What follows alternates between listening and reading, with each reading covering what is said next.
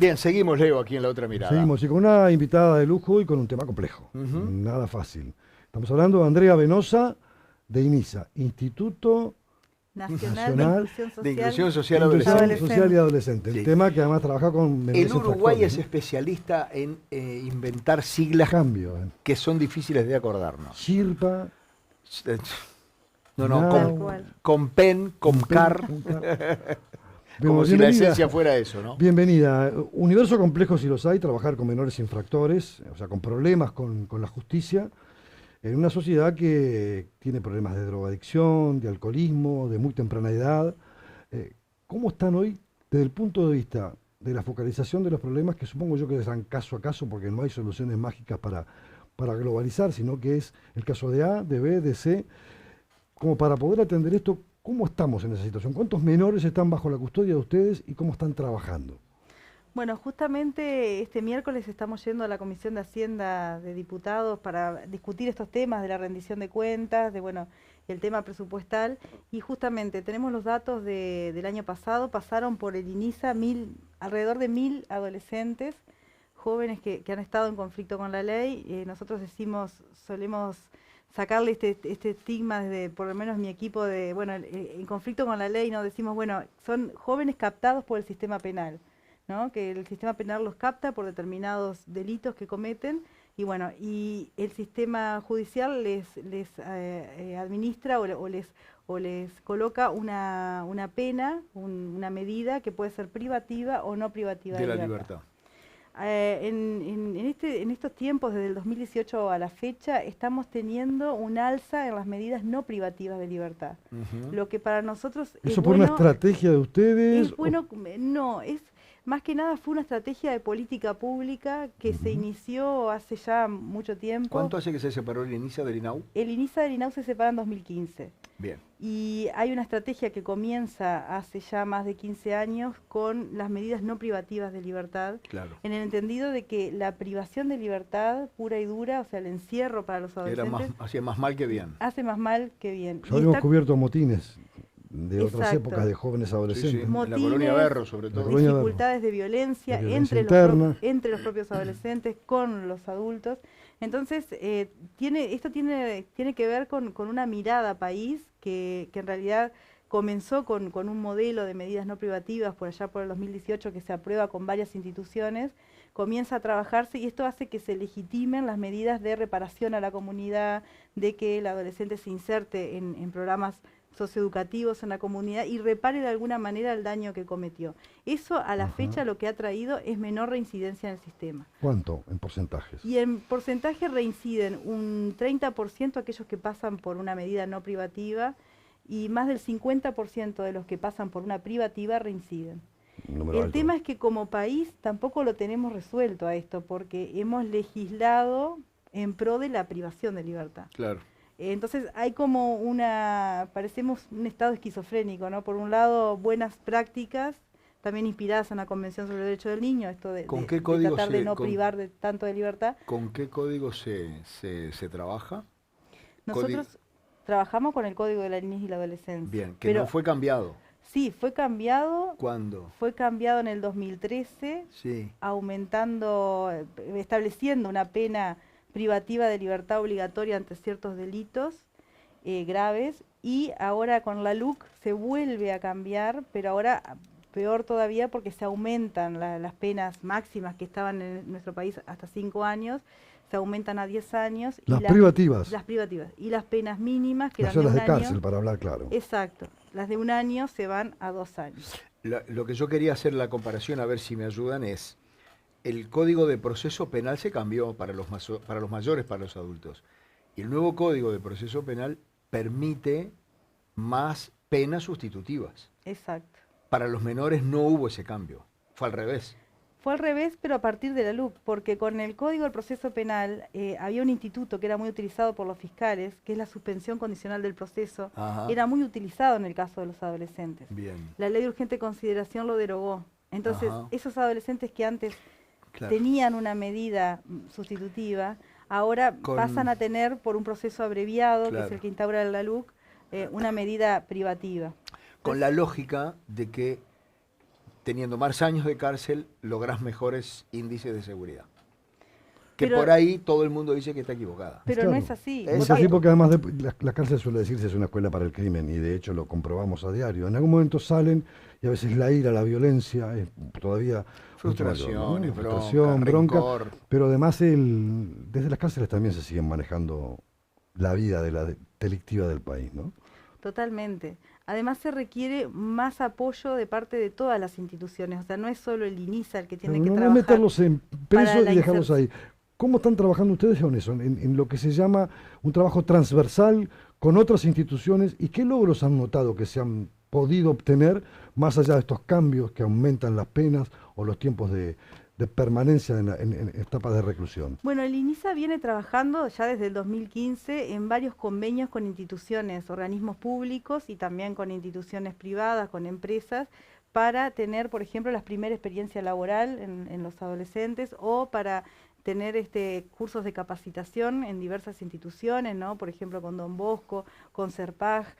Los adolescentes, como tú decías, una vez que ingresan al sistema, hay un equipo técnico que analiza su situación, que ve el contexto de donde provienen, Su trayectoria. su trayectoria. La mayoría, por no decir todos, tienen una vida muy castigada, una Hablamos trayectoria de de vidas jóvenes rotas, y ¿no? hablamos de hombres y de mujeres. Y de ¿no? mujeres. Cada vez menos mujeres, por Eso suerte. te iba a preguntar, ¿cómo es hoy la población? ¿Cuántos hombres, cuántas mujeres son las que están dentro del sistema? Bueno, estamos hablando de un 5% de mujeres atendidas y un 95% de varones. ¿Un número alto? Y cada vez hay menos mujeres atendidas. También eso tiene que ver con que el Poder Judicial está teniendo más sensibilidad con los casos de las adolescentes, porque muchas veces los delitos que cometen las adolescentes mujeres están vinculados o están en el medio de la trata, de la explotación sexual.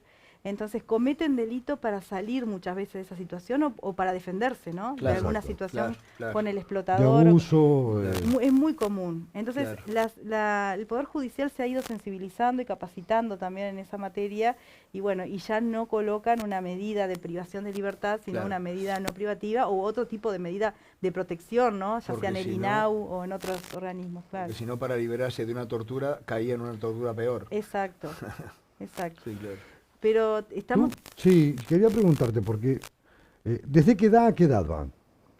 y el código establece un ingreso desde los 13 años hasta los 18. Hasta los Y mi 18. próxima pregunta es, ¿cada vez son más chicos las personas que están, los jóvenes o adolescentes que están ustedes recibiendo dentro del No, instituto? al revés. Cada Ajá. vez hay adolescentes de más edad. La media está entre 17 y 18 años. Es hasta los 18. Y es hasta los 18, pero como los adolescentes, si son penados por más de 5 años o por muchos años, pasan los 18 años y pueden estar hasta los 24. Ahora con la LUC, que se va a 10 años, pueden estar hasta 27 años En los centros de INISA. en los centros de INISA. ¿Cómo es el trabajo territorial? Porque siempre uno lo mira y lo focaliza en Montevideo, en la zona metropolitana, pero ¿cómo es la llegada de INISA y el aterrizaje en todos los departamentos del país donde cada realidad debe ser muy diversa, además? Sí, INISA tiene centros de privación de libertad solo en Montevideo, Canelones y Minas. Ujú. Y luego tiene un cometido legal que la ley le dio para tener equipos técnicos en todo el país que atiendan las medidas no privativas de libertad. Porque tenemos adolescentes de todo el país. Exacto, viene uno de Artigas o a Montevideo, Y o a entonces, Canelones o a la Valleja. en la privación de libertad hay un desarraigo ya de por sí, de la familia, del contexto, todo, porque los centros están en esos lugares. Pero después también, en lo que tiene que ver con las medidas no privativas, deberíamos ir hacia equipos técnicos que estuvieran en el interior del país, en todos los departamentos. Hoy en día lo que sucede es que tenemos un convenio con INAU, que bueno, ahora justamente está vencido, tenemos que volver a retomarlo, pero el INAU sigue trabajando en aquellos lugares donde el INISA no llega. Es uno de los reclamos que estamos haciendo ahora en el presupuesto nacional, porque nosotros estuvimos viendo, en el año pasado pasaron por medidas no privativas 850 adolescentes. Bueno, un número grande. Si tomamos en cuenta los que atendieron en INAU, nosotros Claro. atendimos 550. Ahí estás con 300 tus compañeras de atendidas trabajo. en ¿Cómo es la INAU. relación? Porque pertenecen a partidos políticos distintos.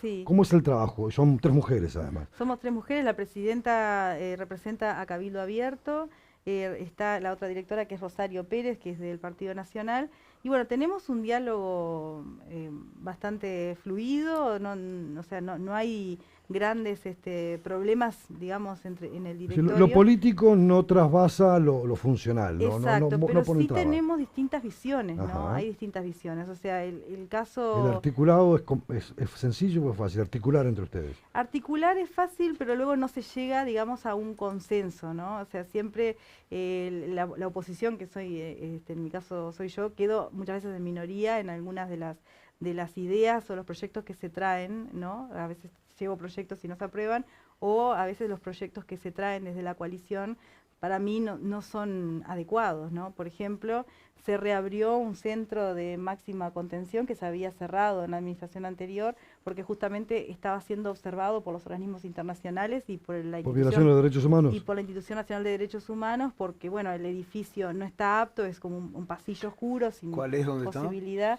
Es Boulevard y Cufré, Boulevard Artigas y Cufré. Ajá.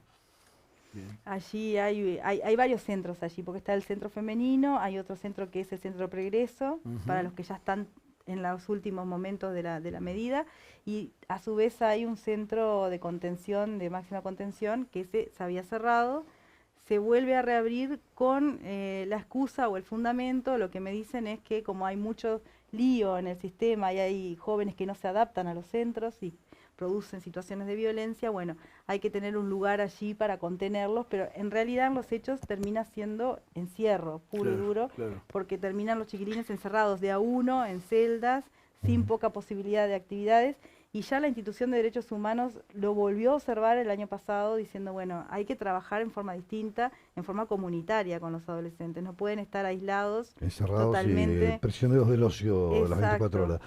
Con los problemas de droga, de alcoholismo, que deben ser complejos, ¿cómo trabajan ustedes? Bueno, estamos Derivan a trabajando... centros, problemas psiquiátricos también, ¿no? Vamos a no olvidarlo, ¿no? Estamos trabajando con la Junta Nacional de Drogas, entramos en el Plan Nacional de la Junta Nacional de Drogas, ahí con varias políticas, acciones en conjunto. Trabajamos también con ACE, derivamos a Vilar de Bo, que es la puerta de entrada de ACE, cuando hay algún problema que tiene que derivarse en una internación clínica, pero sí tenemos un ingreso de adolescentes, la mayoría con altos problemas de consumo. O sea, consumo problemático es tremendo, o sea, el 80% de los adolescentes que ingresan al sistema tienen 80%. algún tipo de problema de consumo. Y lo que fenómenos como la abstinencia, que es complejo, ¿cómo lo manejan? Bueno, se admite en los centros de privación de libertad el uso del tabaco como una forma de manejar suavizar esa ansiedad y toda abstinencia. esa violencia que a veces la abstinencia provoca. Sí, sí. No la marihuana, eso es una discusión que tenemos en el directorio, pero sí, porque además, claro, son menores de 18 años. Claro. Los mayores, bueno, es otra historia, pero los que tenemos menores de 18 años, ahí hay un problema que hasta legal, no pueden consumir. Legal, y que no lo hemos resuelto tampoco en el directorio. Sí, el tabaco, en el caso de los mayores de 18, se admite. Y después tenemos, desde mi equipo presentamos una propuesta que ya venía siendo manejada en la administración anterior, de la creación de una unidad de tratamiento del consumo problemático dentro de INISA. Porque como sabemos que las articulaciones con los organismos son difíciles, bueno, tener una unidad especializada, logramos que el directorio lo aprobara, se creó la unidad, la dirige una psicóloga que está especializada en los temas de consumo y salud mental, y hicimos un concurso interno de funcionarios, de aquellos funcionarios que tengan los cursos de operadores terapéuticos.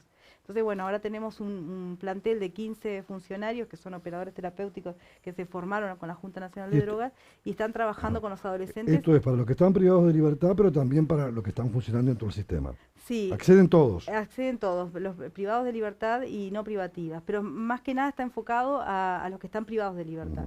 Por esto que decíamos, ¿no? Por el encierro que se agudiza, el consumo, la abstinencia, más el encierro, entonces eso genera un combo que hay que abordarlo a través de equipos técnicos, con talleres, con los adolescentes, y bueno, hay todo un plan de trabajo, se trabaja con todos los centros y con todos los adolescentes, viendo también sus características, ¿no? Porque cada adolescente, como decías tú, es un mundo. Es un mundo aparte. Es una trayectoria distinta. Y la violencia que a veces se vive, porque claro, son jóvenes, están con toda su carga negativa, con una historia de vida, como tú decías, muy rota, muy compleja, encima problemas de drogadicción.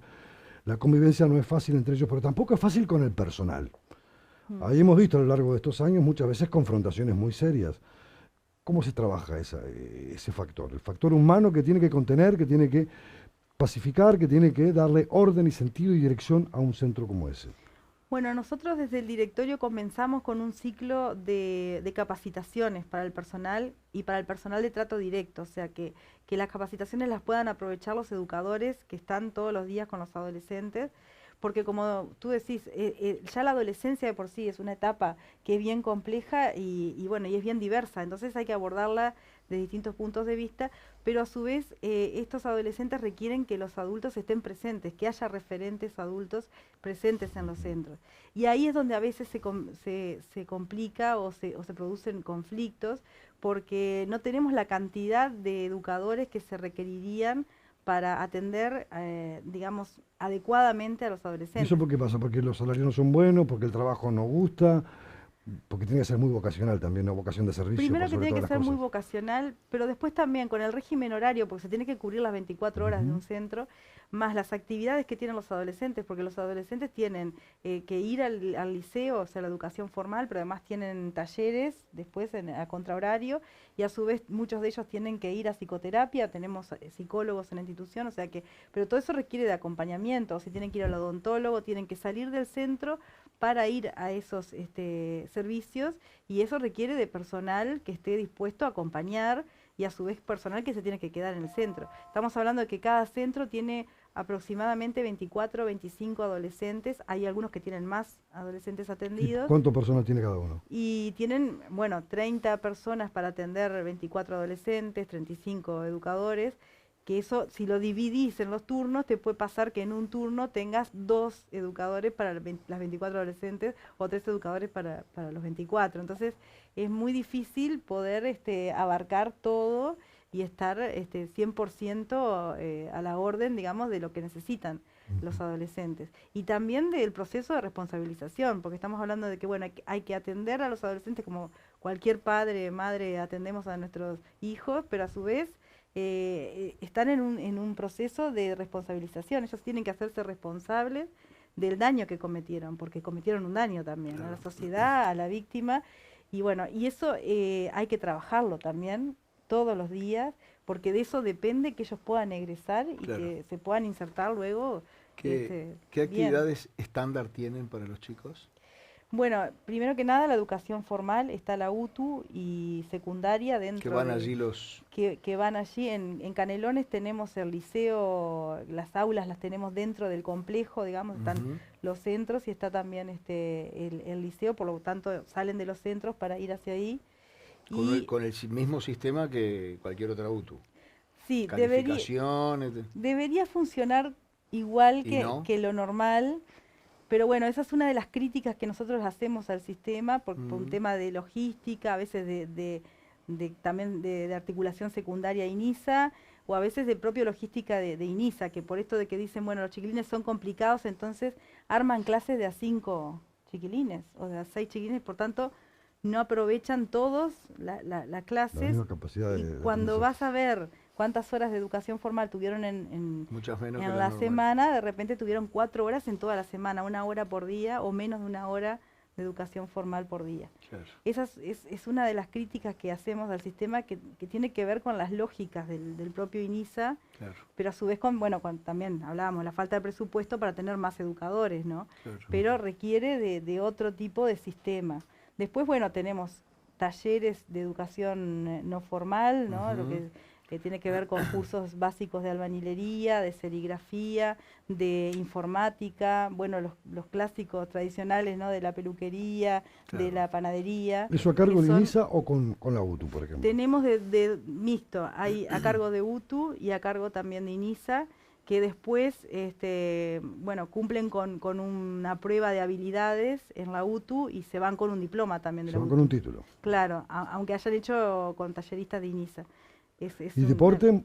¿Hay deporte? deporte también. Tenemos una unidad de deporte, tenemos profesores de deportes de INISA que sacan a los chiquilines a contrahorario del liceo también a hacer campeonatos, a hacer estamos ahora después de la pandemia quedamos un poco limitados en los campeonatos fuera del INISA, ¿no? Ujú. Y bueno, estamos ahora tratando de volver a relacionarnos la AUF, con otras organizaciones que siempre nos invitaban a campeonatos o a eventos, y ahí tenemos que volver a retomar eso porque...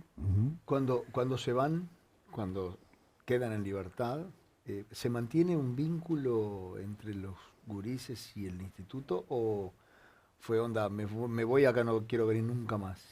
No, increíblemente muchas veces vuelven, los propios chiquilines tocan la puerta y los educadores dicen, no vuelvas acá, Claro, no te queremos ver es al más". revés. Pero claro, vuelven o se encuentran en algún ámbito y o sea, se reconocen y conversan, Ujú. o sea, se llevan una buena experiencia. Un buen recuerdo, Sí. una buena experiencia. Pasa como con los soldados de cuartel, ¿no? El día que tienen descanso van a tomar mate al cuartel.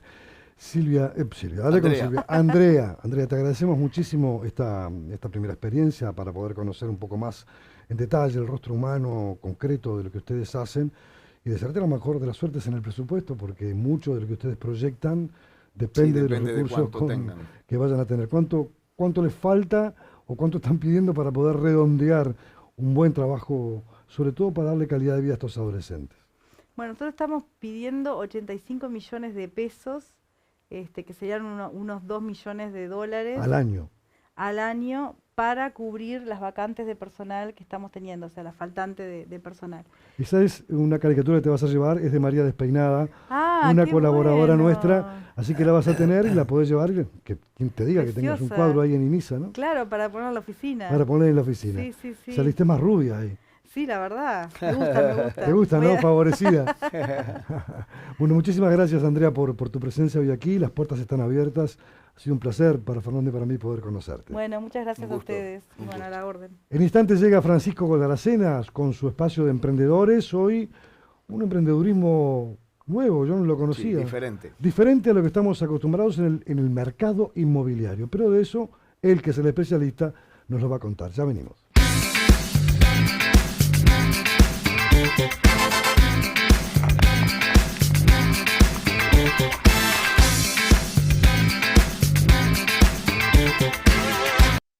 Todos los números, los indicadores locales e internacionales, estadísticas, análisis, proyecciones y la información más relevante para toda la toma de decisiones en los agronegocios.